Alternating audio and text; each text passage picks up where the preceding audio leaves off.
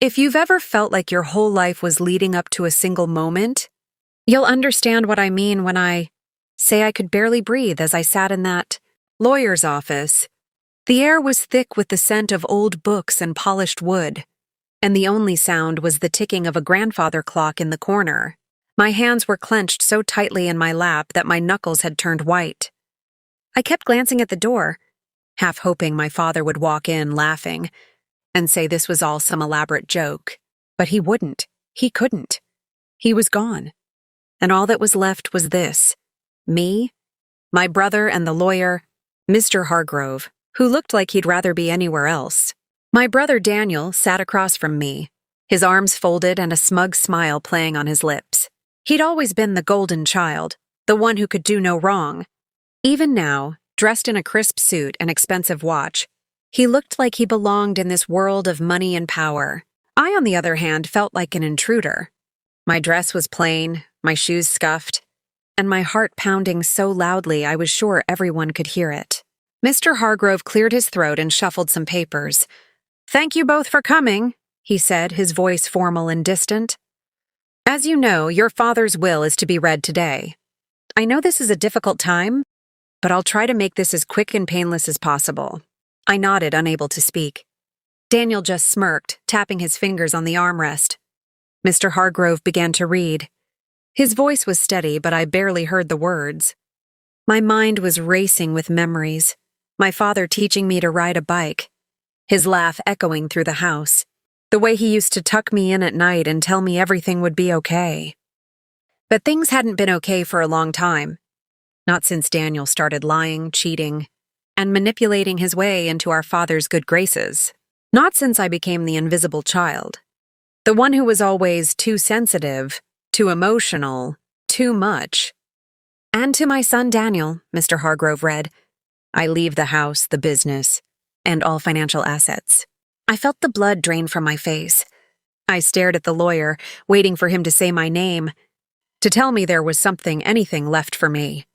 "And to my daughter Emily," he continued, "I leave nothing." The words hit me like a punch to the stomach. I couldn't move. I couldn't breathe. I just sat there staring at the floor as Daniel's smirk grew wider. "Is that all?" Daniel asked, barely hiding his satisfaction. Mr. Hargrove nodded, closing the folder. "That's all." I stood up, my legs shaking. I couldn't look at Daniel. I couldn't look at anyone. I just needed to get out of there, to escape the suffocating disappointment and humiliation. I stumbled toward the door, blinking back tears. But just as I reached for the handle, I felt a hand on my arm. I turned, startled, to see Mr. Hargrove looking at me with an intensity I hadn't seen before. He glanced quickly at Daniel, who was busy admiring his reflection in the window, then leaned in close and whispered, "Wait, don't go yet." I frowned, confused and exhausted. "Why?" He glanced at Daniel again, then pulled me gently into the corner of the room, away from prying eyes and ears. His voice dropped to a whisper. "There is a second will. A secret one. Your father left it with me, but he made me promise to only give it to you, alone." My heart skipped a beat. "A second will?" He nodded, his eyes serious. "I can't explain here, but you need to read it, now. Before I continue, please like and subscribe the channel, and also tell me in the comments from where you watch this video. Now come back to the story." I glanced over my shoulder.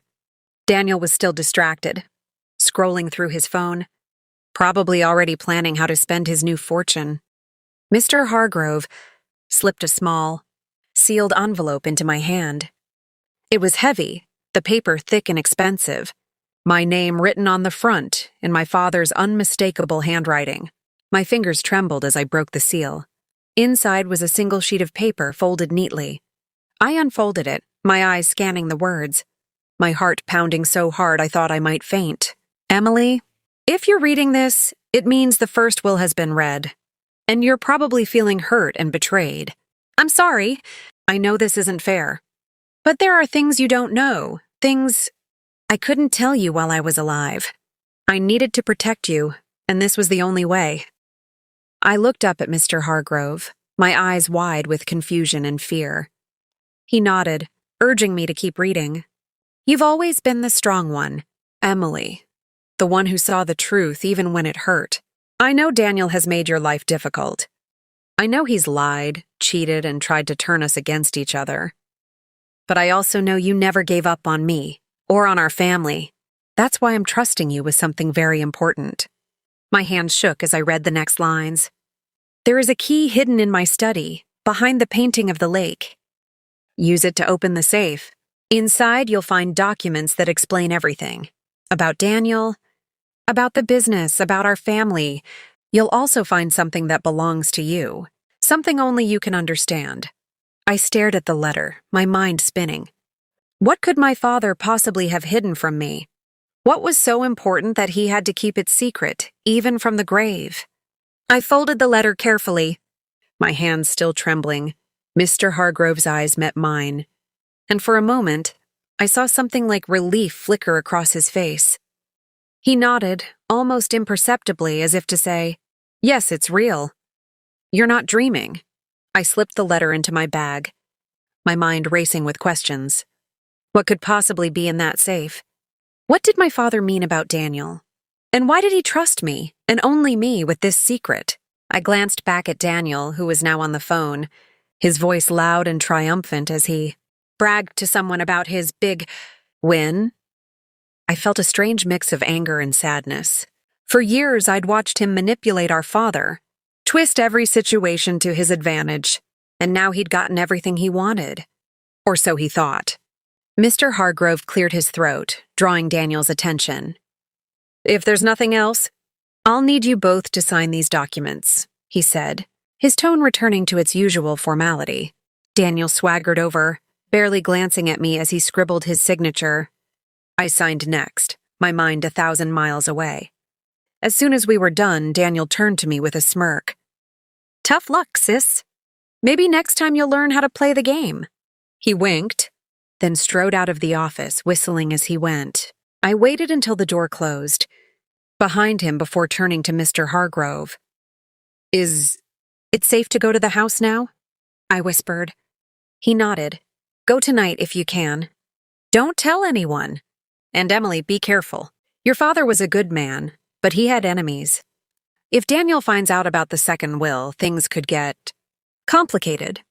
I nodded, my heart pounding. Thank you, I whispered. He squeezed my hand, his expression softening. Your father loved you very much. Don't ever forget that. I left the office in a daze, the city spinning around me. The rain had started again, soft and steady, blurring the streetlights into halos. I walked home, clutching my bag to my chest, replaying every word of the letter in my mind. Behind the painting of the lake, a key, a safe, documents, secrets. By the time I reached our old house, it was nearly midnight. The windows were dark, the garden overgrown and wild. I hesitated at the gate, memories flooding back. Birthday parties, summer afternoons, the sound of my father's laughter echoing through the halls. I took a deep breath and pushed open the gate, the hinges creaking in the silence. Inside, the house felt different. Colder, emptier. I moved quietly, my footsteps muffled by the thick carpet. The study was just as I remembered, books lining the walls, a heavy oak desk, and above it, the painting of the lake. I stared at it for a moment, my heart pounding. Was this really happening? Was I really about to uncover some hidden truth my father had kept from everyone? I reached up and gently lifted the painting from the wall.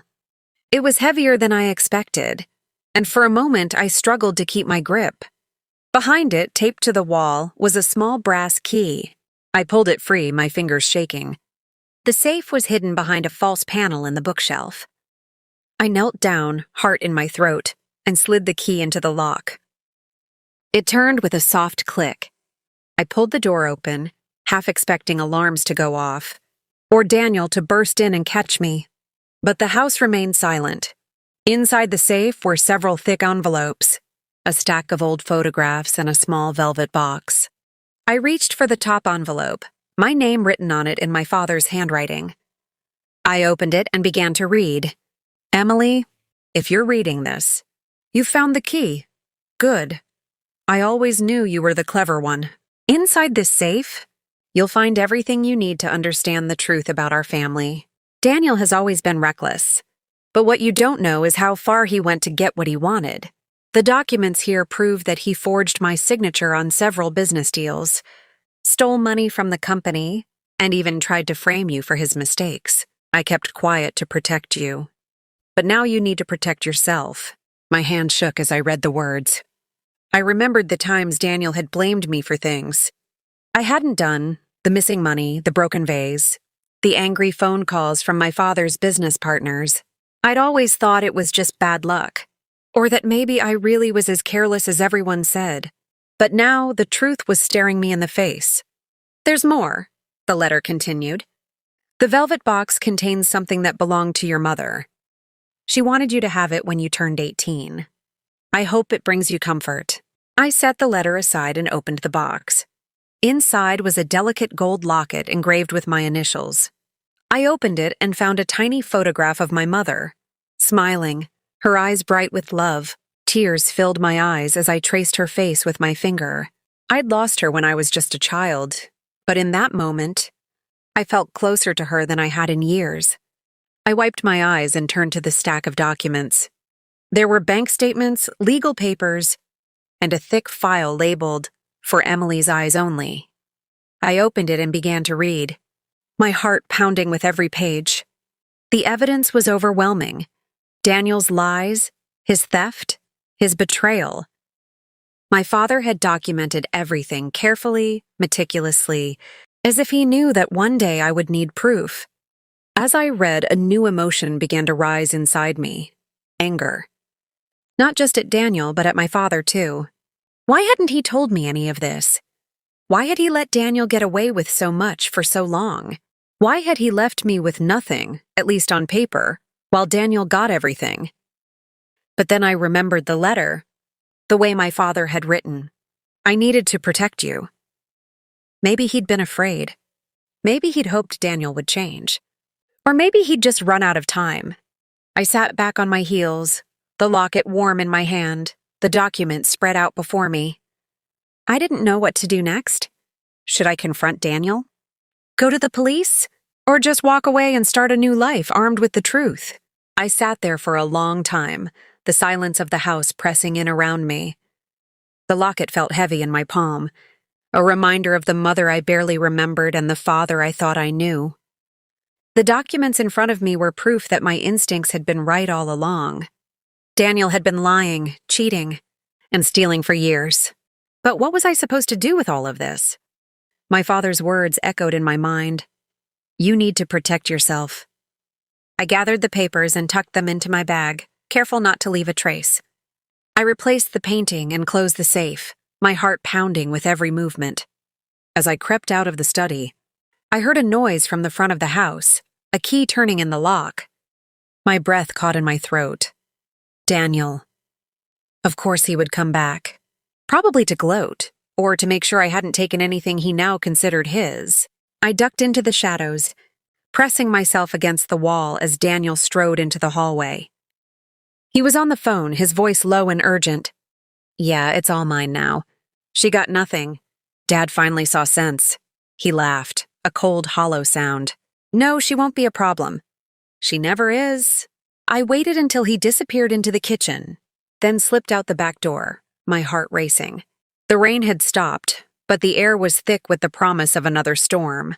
I hurried down the street, clutching my bag to my chest, the weight of the secrets inside almost too much to bear.